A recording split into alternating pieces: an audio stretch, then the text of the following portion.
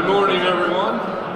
Welcome to the Pennsylvania Farm Bureau's 2025 State Legislative Conference press conference here at the Rotunda. Behind me is a lot of our farmers that have traveled across Pennsylvania to be here. So as you travel across this capital, you will see us everywhere talking about agriculture.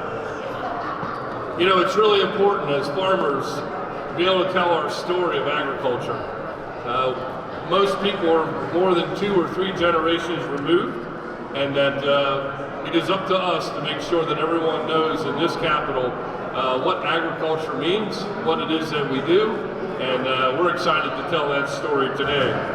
We have a lot of priorities that we're talking about today. Some of them have to do with wildlife, dairy, state budget, energy, and a whole lot more.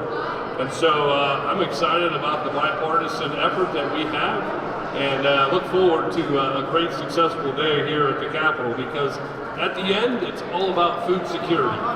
It is about making sure that we have food to be able to feed all of Pennsylvania, and that's an exciting mission for our farmers. You know, one of our priorities is the state budget. You know, as we think about the budget that's in front of us, you know, it's important that we protect agriculture. And last year we had $10 million in innovation funds, and the governor seeing just the need that we have, and he put together an additional $15 million. So we have a $25 billion innovation fund that really will help boost agriculture as we think about using technology and science to really make agriculture stronger. You know, there's also $4 million in the budget on the PASS program to make sure we can continue to feed those who are hungry in Pennsylvania. Animal health, you know, we have the HiPath AI, which is for in the chickens, and you know, we got about $61 million in reserve to protect our poultry farms. And so it's exciting to see the investment that this General Assembly has put forward to make sure that our farmers in the poultry industry are successful. The last thing in the state budget I think is really important is the ag education, right? We need to make sure that we are putting enough money into our land grant, you know, for our land strip fund. You know, 4-H, extension, research, so important to agriculture, right? Because that is how we continue to get better, continue to work in our vet school, Penn Vet, right? Our only veterinarian teaching institution in Pennsylvania is here in this state that needs to be funded. So I look forward to pushing with all my colleagues behind me to make sure that we get a great agricultural budget that will help us move into 2025, 2026 budget times as we move forward. Another one of our priorities that we're talking about is wildlife and crop damage. You know, it's been an ever-growing issue across Pennsylvania with wildlife. And so we've really focused, it's been one of our #1 priorities as we think about how do we get our farmers more tools. And as I think about it, we have Senate Bill 67 that has been introduced that really gives farmers more tools and gives the Game Commission the opportunity to make sure that they have the ability to help us address these issues. You know, when we think about what it is that farmers need, right? An agricultural seat on the commission, really important position for them to actually have our voice sitting on the Game Commission. And so in 67 will give us that opportunity to have a real farmer on the commission. We also are looking for higher penalties for trespassing. You know, at our farms, we need to make sure we protect our animals, right? We protect our livestock. And so trespassing is huge, and then we need to have that relief for crop damage. And so I'm excited because we've built a really strong working relationship with the Game Commission. And so we are working every day to try to make it easier for farmers to have the tools they need as we try to mitigate the damages of crops on our farm. One of our other priorities is dairy. You know, we talk about dairy all the time, and it's a really important industry in Pennsylvania. And so when you think about the overorder premiums, the premiums that in 1987 was granted in every gallon of milk that was sold, right, that goes back to the dairy farmer. Unfortunately, there's been money that's been leaving our state due to the fact that when it goes outside the state, that money, that premium is lost. And so we're working with Senator Vogel and Judy Swank, Senator Judy Swank, to actually put a bill together. We're hoping to see that in the next couple of weeks. That will give us a plan, will give us a way of being able to capture all the premiums that are being paid currently by Pennsylvania consumers who drink milk, to be able to get that money back, give it to our dairy farmers, make sure that they have the additional dollars to help with their businesses as we think about making our dairy farmers more profitable, being able to give them more tools to be able to be more successful in Pennsylvania. We also are looking at energy, and we talk about solar decommissioning, and one of the things that we are really, really concerned about as members is having these solar going up within our farms without any way of actually decommissioning. And so we have Senate Bill 349 that will actually create statewide standards that will give us the ability to have financial assistance to make sure that as those types of energy systems are put together, there's also ways of decommissioning and getting our farmland back into farmland, being able to move forward. And so we're really pushing to get Senate Bill 349 passed so that we can make sure that we protect our farmers. We also are really working on the environmental and land use issues. You know, some of the things that we're really discussing is FPRs, or food processed residuals. You know, it's an important thing for farmers to be able to use these nutrients that come from our processing plants. And so it's been a long time since that's been addressed. We've got a new manual in place, and that we now have 2 bills that have been put together.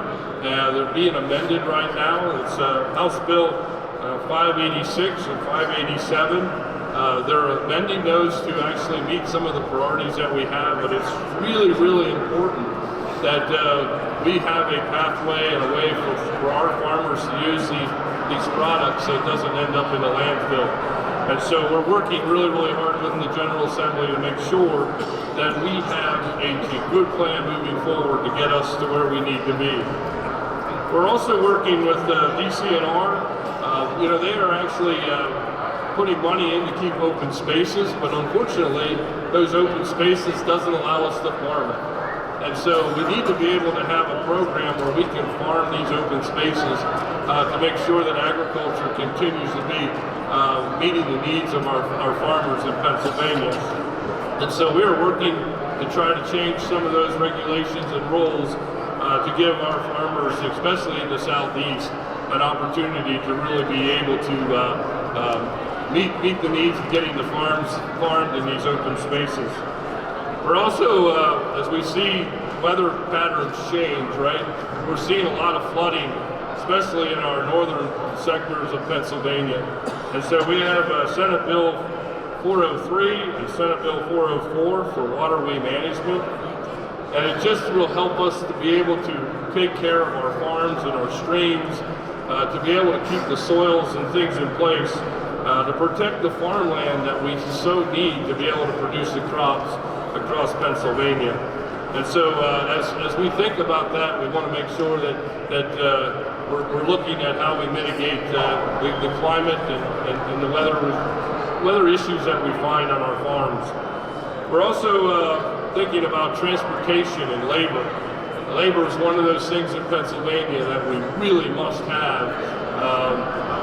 And so we're actually paying at the state unemployment tax for our H-2A workers. We're federally exempted from that. These workers only are here for 6 months. They're never going to use the unemployment because they're not eligible for it, but yet we're still required to pay it. And so we need to have a fix to that so that it's not costing farmers more money, out of their pockets to pay something that has absolutely no benefit to our farmers or to the workers who are here legally to help us with the work on our farms.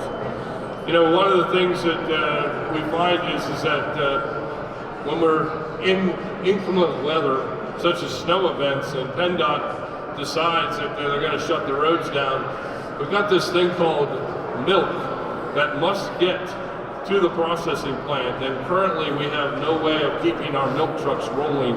So Senate Bill 481 will allow us to operate during those emergencies to be able to get the milk to the processing plants, because it's one of those things that we can't hold that product for a long period of time. It has to keep moving, because anyone who understands the anatomy of a cow, they need it to be milked at least twice a day, and we've got to get that milk out of there and to the plant so that the consumers have those necessities and the needs that they have. We're also looking at, as farming continues to grow and we innovate, you know, we're not just working, you know, from 8 to 5. We're doing a lot of things that are around the clock, especially coming into the spring. And so some of our farm vehicles are not permitted to go at night, even with lights. And so we're asking House Bill 313 to give our farm vehicles the permission to travel at night with all the safety equipment on. And so we're really working to make sure that we give our farmers all the tools that they need as we think about how do we innovate and how do we grow, how do we use technology to make this successful. You know, today wouldn't be possible without the support of all these folks behind us. You know, you think about farmers in Pennsylvania, it's just not in one area. It's all across the state. These folks have taken time away from their farms to come here because this is an important issue.